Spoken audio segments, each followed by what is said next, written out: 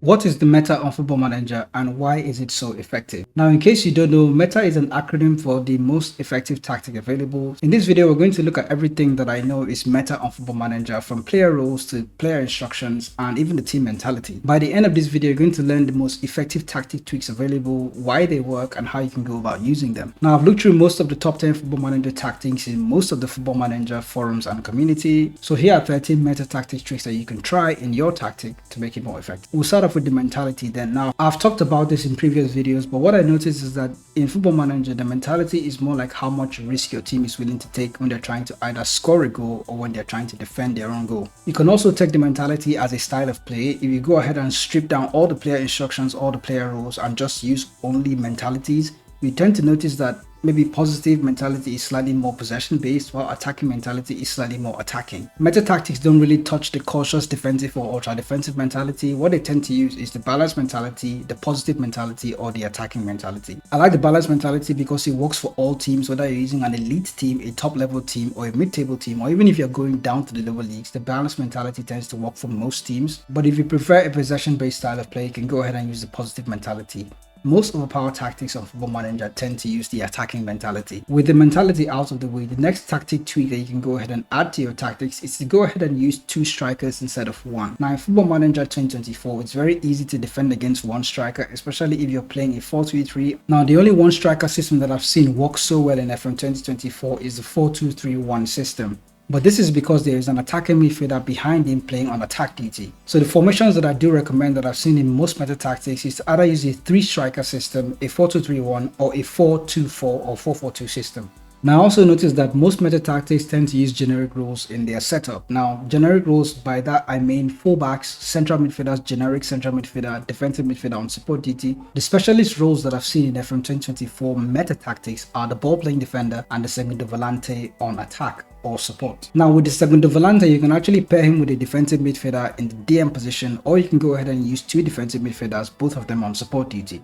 So what about the attacking players? Well, in the attack, you can actually use inside forwards. I did hear that the inside forward are quite overpowered, but to be honest, what I feel is overpowered is what you actually ask the inside forward to do. Now, I've tried it with different roles with an inverted winger or even a generic winger, and what I noticed worked is that if you actually ask the winger to hold on to possession of the ball, this will give your fullback time to actually get ahead and try to take advantage of the space ahead of him. You also want your winger or wide player to mark the opposition's fullback. This is the meta tactic tweak that tends to make the inside forward seem overpowered. Why the inside forward is good is because it's the player that tends to stay closer to the middle of the field, giving more space for the fullback to actually overlap. Another meta tweak you can actually go ahead and add to your tactic is to play with a high pressing, high tempo style of play. Now, we know that pressing is king of Football Manager, but I do recommend that you don't do it for full 90 minutes, but as often as you can, even if you're using a weaker team, try to press the opposition and try to win the ball back early.